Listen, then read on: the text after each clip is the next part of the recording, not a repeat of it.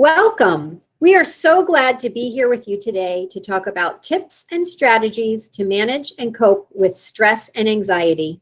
I know we can all use that.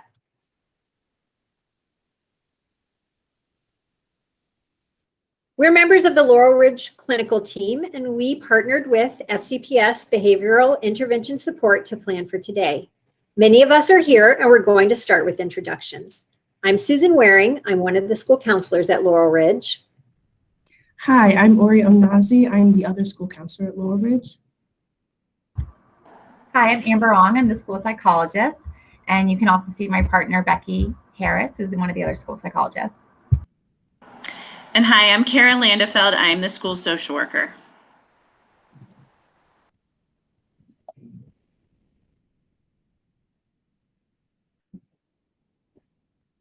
And you can see the agenda that we have identified for you today of items that we will be talking about. We will first be talking about identifying stress and talking about what it is and creating balance, how schools can be supportive to students experiencing stress, how parents can be supportive, some strategies for success, and resources that are available to you.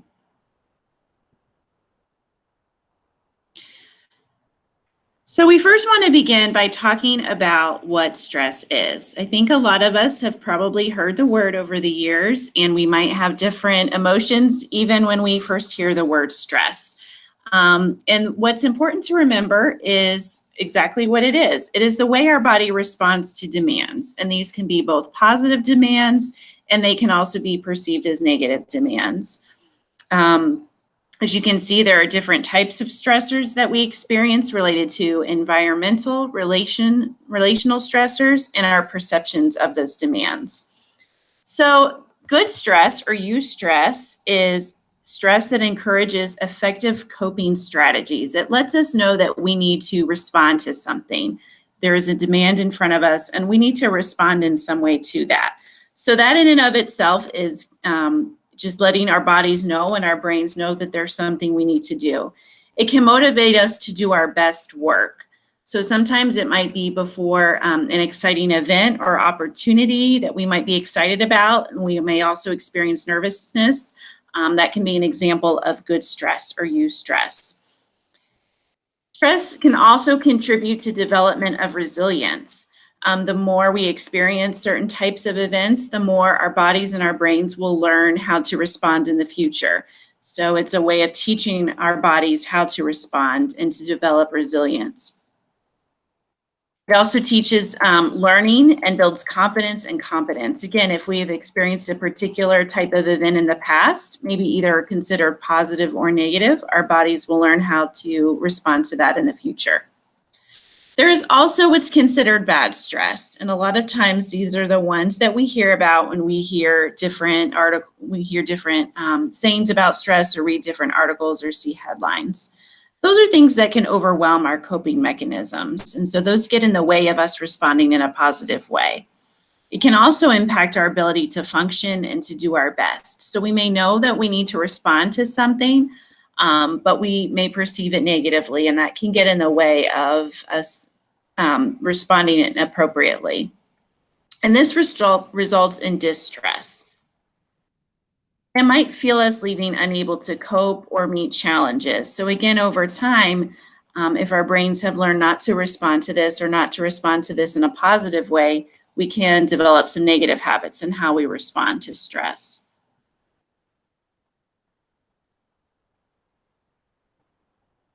And as I mentioned, distress can feel negative. A lot of times we may have a negative association with that. And this can be different. It can vary from person to person. And so these are just some examples of what distress may look like in an individual. This is by no means an exhaustive list. This is just some examples. And some of these we might automatically associate with stress or distress, and other ones maybe we haven't heard of before. So some common items: rigidity, worry or stomach ache, headache, hunger, muscle aches, and I'm not going to read through all of those, but those are just some symptoms of how stress can look or feel.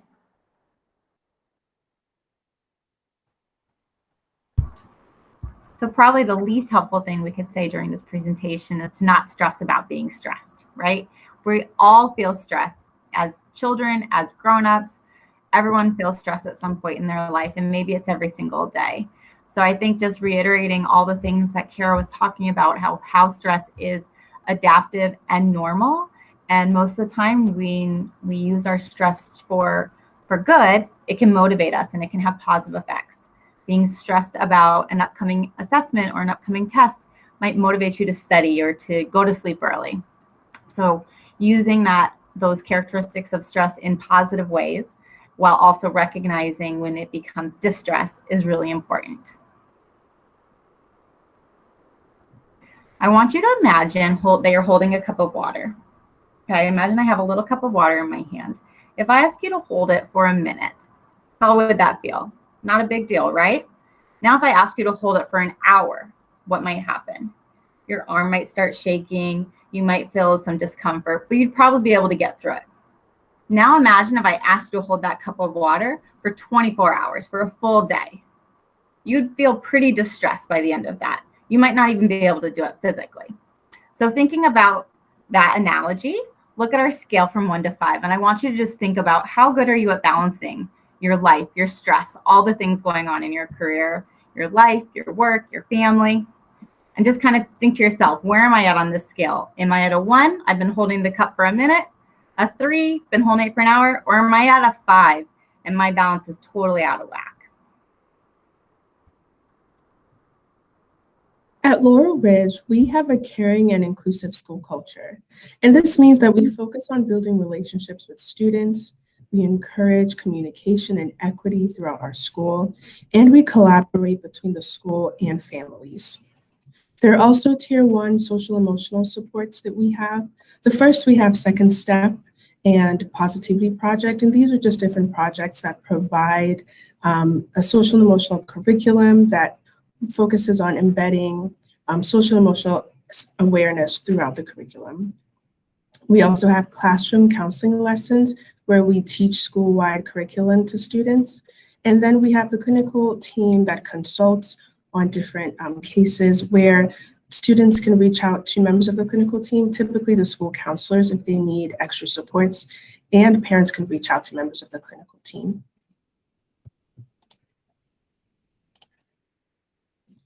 Many times when parents are dealing with stress, they prioritize the needs of their children or their family over their own. But we really encourage parents to focus on providing supports to themselves, because when you are emotionally drained, it's difficult to meet the needs of your family. So it's vital that parents take time to focus on their own emotional needs and manage their stress levels. First, you want to evaluate how you respond to stress and how you respond to your children's stress. Take time to acknowledge and validate the stress that's going on, whether that's within yourself or with your children, rather than trying to make everyone feel better. And also remembering that children need to know that their emotions are normal. And so when they're experiencing emotions, whether that's negative or a positive way, we want you to normalize those emotions by modeling it to them and then explaining to them that, it's normal to feel emotions and having conversations with them. We also encourage that parents teach their children basic relaxation skills and calming strategies. If you ever feel overwhelmed in your home, take time to practice, mindful meditations or doing breathing exercises. And if, the stress is overwhelming to the point that you can't manage it, you can reach out to your psychotherapist or psychiatrist, or also reach out to the school clinical team. Remember that stress looks different for each family, and people respond to stress differently, and stress also impacts families differently. So just pay attention to your daily routines and notice when things are getting out of hand, or if your daily routines are being affected by a certain change, then you could reach out to the clinical team for extra support or work on managing your stress within the family.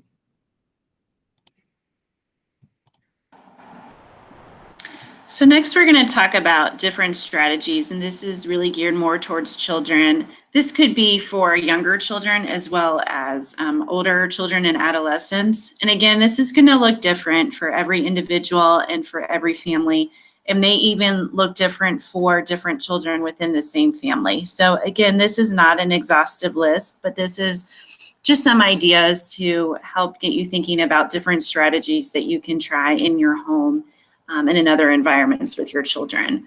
So some that we have identified are incorporating schedules, checklists, and visuals. And again, this can be done during a school year as well as times when school is not in session. Sometimes it's really helpful for children to know what to expect, especially if they're in a period of time where their schedules might look different day to day, just to maybe have a calendar or something like that so they can see what to expect on different days of the week. And also providing opportunities for children to share their feelings. And again, this is going to look different, and the way different children express that may look differently. Some children might want to draw or write their feelings, and other children may prefer to talk. So it's really important to take some time to figure out what works for you and what works for your child or a child you're caring for, because it could look different, and it could look different from day to day. One day they may respond to one type of strategy, and another they might respond to another. So it will take some time to figure out what works for them. It's also helpful to teach various breathing and movement exercises. Some kids, they need those movement breaks. They need time to move their bodies. And so just sort of building that in and normalizing that throughout your household can be really helpful for them. Sometimes if they start to notice that their body is feeling a little uncomfortable, they might eventually start doing some breathing exercises and movement exercises on their own.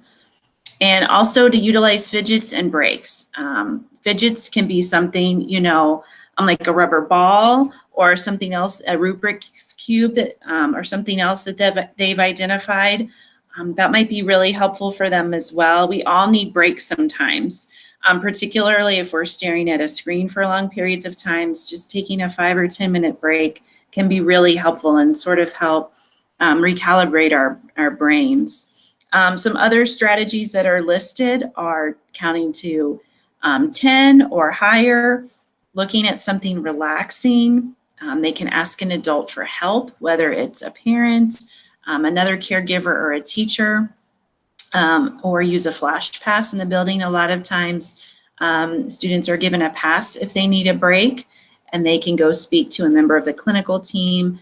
And then some other things I mentioned, such as taking a deep breath or taking a self-referral, as we do in some buildings.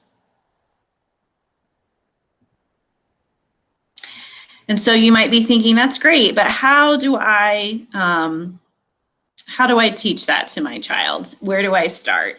And again, this can take time. It's not an instant thing. It's not something that you need to know right away. Allow yourself time to learn it yourself, but in order to teach it to your child.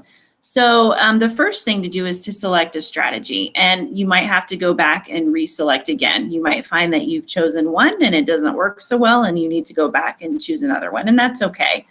So again, it might take some planning and direct teaching, but it doesn't have to be stressful. So first select one, and you might want to get your child's input as well to see which one they think might be helpful for them. Explain and introduce it. And you could even give them different choices within a particular strategy to see what might be helpful for them. Demonstrate and role play the strategy yourself. Sometimes it's helpful for kids to see the adults in their lives also using those strategies. That may help reinforce for the child or the adolescent how to incorporate that themselves. So it can be helpful for us as adults to role play that for them. And as the child or children become more comfortable with this strategy and it becomes part of their toolbox, you can prompt the use of the strategy during stressful times by helping them remember some things that they've learned that they could try. And then afterwards, when they're calm, it might be helpful to find time to reflect with them to identify how they feel the strategy worked, if they noticed it helping them. And I think that's really important because that's a way for you both to identify whether or not that strategy worked and whether or not to try it again or to go to a different strategy. And again, you might have to explore various ones a couple of times in order to find one that works best. Or you might find that one didn't work well on a particular day, but on another day it does. And that's okay. Allow yourself some time to figure out what works for you. Along with the strategies for children, here are a few strategies for adults. Things that could help reduce stress in the household is finding meal planning programs like Playjoy or Mealtime. Also, getting groceries delivered can be really helpful to reduce stress. We also encourage adults to set time aside to set a goal for something that is fun for them. So setting aside time in the day where you do something for yourself that brings you joy and makes you feel calm. Also scheduling adult nights. So if that means, setting aside time to hang out with your friends or spend time with your partner, that way you're doing something separate from the children. And then engaging in self-care, whatever that means for you. If setting aside time helps, or, getting an extended time to take a nap, or doing a fun activity in the house, going out, taking a walk, whatever helps reduce your stress, we encourage parents to prioritize their self-care. And as being a role model for your child is really helpful for them. And as Ori said, when they see you doing those good self-care strategies, they realize that the importance of that and will model what they see you doing. Another thing you can model for your child is to model that change in perspective for your child. So instead of saying you don't have anything to worry about, acknowledge that your child, what they're feeling is real, and then work to identify the coping skill that will help them. Also, instead of maybe saying, I know you can do it, just try to shift that perspective into really dividing those tasks into smaller, more manageable steps. And instead of saying, stop worrying, work on teaching those relaxation techniques. So helping your child with this shift in perspective can be very helpful for them. And as you talk through, consider examining the worst case scenario with your child from his or her perspective. You might discuss how the family would respond if the worst thing happened. So say your child failed a test. Often your child's worst case scenario is something manageable if you name it and then strategize together about it. That can help reduce the anxiety in the process. Anxious people like to have the answers rather than unresolved or ambiguous concerns.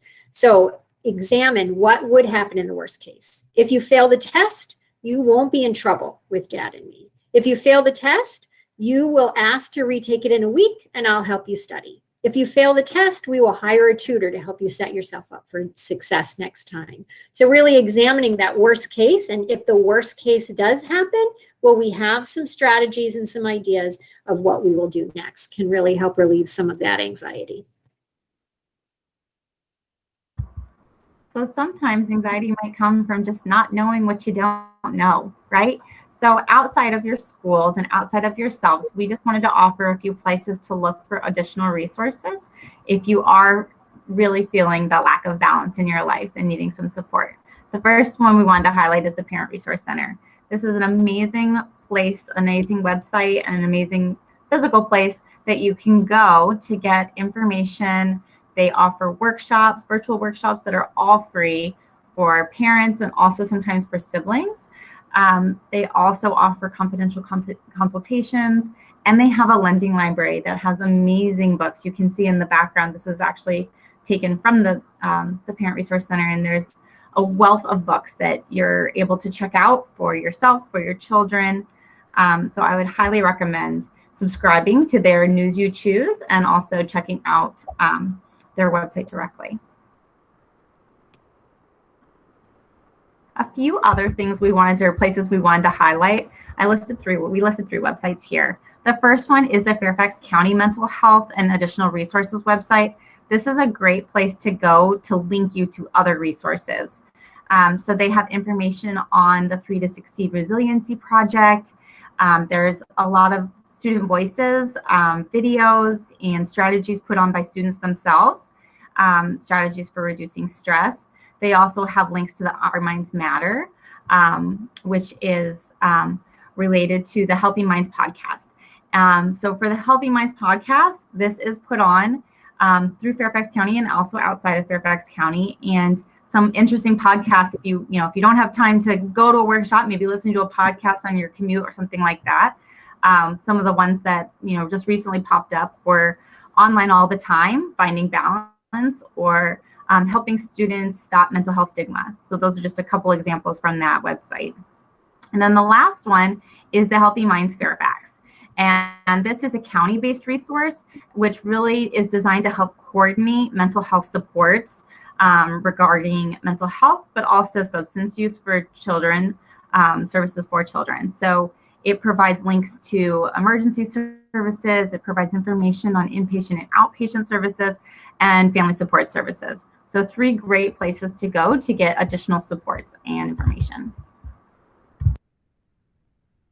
So another thing that can be useful with your child is thinking about characters who might have stress and anxiety. So these are just some examples. As you read books and watch movies with your children, you probably run into other examples of characters who might be exhibiting stress and anxiety. And really talking about those characters is a much lower risk situation for your child. It might seem a lot easier than talking about their own stress and anxiety.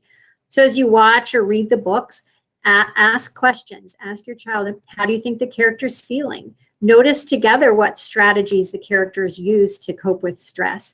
And ask your child what other ideas they have. How might they have done that differently?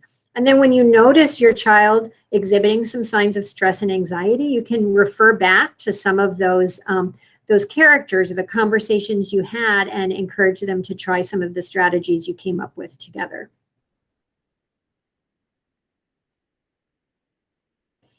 If you are a person who takes in information through books, we wanted to give you a few suggestions that might help you understand stress and anxiety and offer suggestions for helping your child understand and manage their stress. And in a number of these books, they might have a number of different strategies to try. And so it can be helpful, certainly not to take them all on at once, but to pick 1 or 2 strategies and just slip those in and try those out and see how that works for you.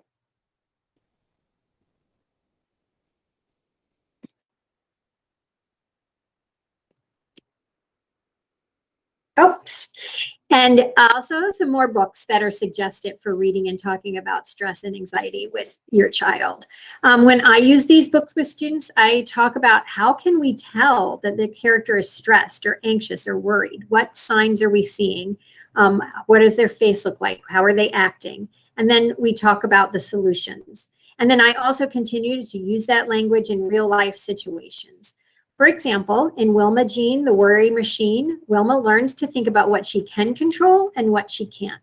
So using that language as your child encounters real life challenges can remind them of those strategies about what can they control and what is out of their control.